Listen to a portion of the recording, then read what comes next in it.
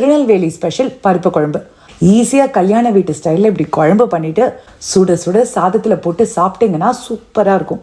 3 பூண்டு, 1 டீஸ்பூன் சீரகம் தட்டிட்டு பச்சை மிளகாய் சேர்த்து தட்டிக்கோங்க.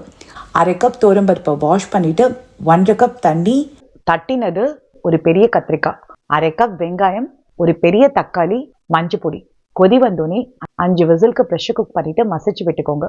உப்பு, தக்காளியோட புளிப்புக்கு ஏற்ற மாதிரி புளித்தண்ணி, தண்ணி, 1/3 கப் தேங்காய். 5 to 6 மினிட்ஸ் நல்லா கொதிக்க விட்டுட்டு 1 டேபிள் ஸ்பூன் தேங்காய் எண்ணெய் சூடானோடனே 1/2 டீஸ்பூன் கடுகு, 1 டீஸ்பூன் உளுத்தம்பருப்பு பொரிய விட்டுட்டு வரமிளகாய், கறிவேப்பிலை, 5 சின்ன வெங்காயம் வறுத்துட்டு பெருங்காயம் சேர்த்து தாளிப்பை ஆட் பண்ணிங்கன்னா பருப்பு குழம்பு ரெடி. ட்ரை பண்ணி பாருங்க. எனக்கு மட்டும்தான் அந்த ஃபீலான்னு தெரியல, சில நாள் கிச்சனுக்குள்ளே போகும்போதே இன்னைக்கும் சமைக்கணுமான்னு தோணும். அப்படி தேடும் போது தான் நான் பார்த்த ரெசிபி ஆந்திரா ஸ்டைல் முద్దப்பப்பு. 10 நிமிஷத்துல ப்ரிப்பரேஷனை முடிச்சுட்டு குக்கரை ஏற்றி இறக்கினா பப்பு ரெடி பண்ணிடலாம். 1/2 கப் துவரம்பருப்பை வாசனை வந்து கலர் மாறுற வரைக்கும் வறுத்துட்டு வாஷ் பண்ணிட்டு 1/2 கப் தண்ணி, 1/4 டீஸ்பூன் மஞ்சள் பொடி, 4 விசிலுக்கு ப்ரெஷர் குக் பண்ணிட்டு நல்லா மசிச்சு விட்டுக்கோங்க. உப்பு சேர்த்துட்டு 1 டேபிள் ஸ்பூன் நெய் சூடானோனே 2 பூண்டு நல்லா ஃப்ரை பண்ணிட்டு கறிவேப்பிலை, வரமிளகா, 1 டீஸ்பூன் சீரகம், தாராள பெருங்காயம் சேர்த்து தாளிப்பை பப்புல சேர்த்து ஒரு கொதி விட்டுட்டு சூடான சாதத்துல போட்டு சாப்பிட்டு பாருங்க, சூப்பரா இருக்கும். வாட்பாச்சி தால் இது எந்த ஊர் ஸ்பெஷல்னு தெரிஞ்சவங்க கமெண்ட் பண்ணுங்க. தெரியாதவங்க வெந்த பருப்போட தேங்காய் அரைச்சு இந்த தாலை பண்ணுங்க, கண்டிப்பாக பிடிக்கும்.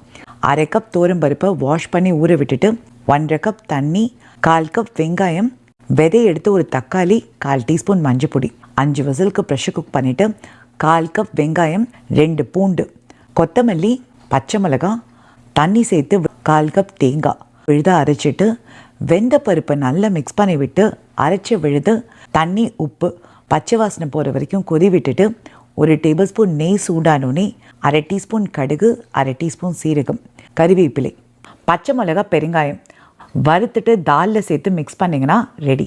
ட்ரை பண்ணி பாருங்கள்.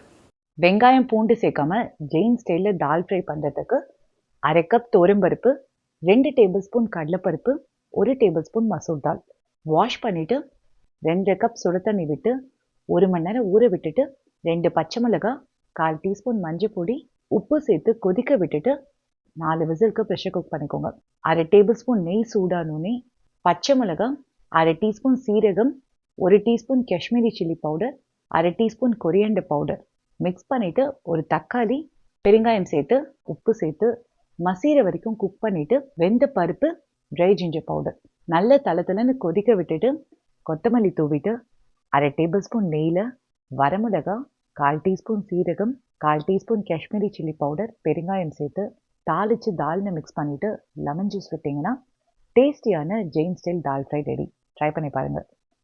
உப்பு பருப்பு, கெட்டி பருப்புன்னு கூட சொல்லுவோம். சிம்பிளாக ஒரு கம்ஃபர்ட் ஃபுட் சாப்பிட்ணுன்னா வெந்த பருப்பை மசிச்சு தாளித்து கொட்டி பண்ணுற பருப்போட நெய் மிக்ஸ் பண்ணி சாப்பிட்டிங்கன்னா சூப்பராக இருக்கும். தோரம் பருப்பை தண்ணி, கொஞ்சம் நல்லெண்ணெய், மஞ்சள் பொடி ப்ரெஷர் குக் பண்ணிவிட்டு மத்தில் நல்லா மசிச்சுட்டு வெள்ளெண்ணெய் சூடானோடனே கடுகு, உளுத்தம்பருப்பு நல்லா பொரிஞ்சோடனே பச்சை மிளகா, வரமிளகா வறுத்துட்டு 2 பூண்டு, சின்ன வெங்காயம், பச்சை வாசனை போய் தேவையான அளவு உப்பு, மஞ்சள் பொடி, மசிச்சு வெந்த பருப்பை ஆட் பண்ணி ஒரு கொதி விட்டுட்டு கொத்தமல்லி போட்டு மிக்ஸ் பண்ணிங்கன்னா உப்பு பருப்பு ரெடி.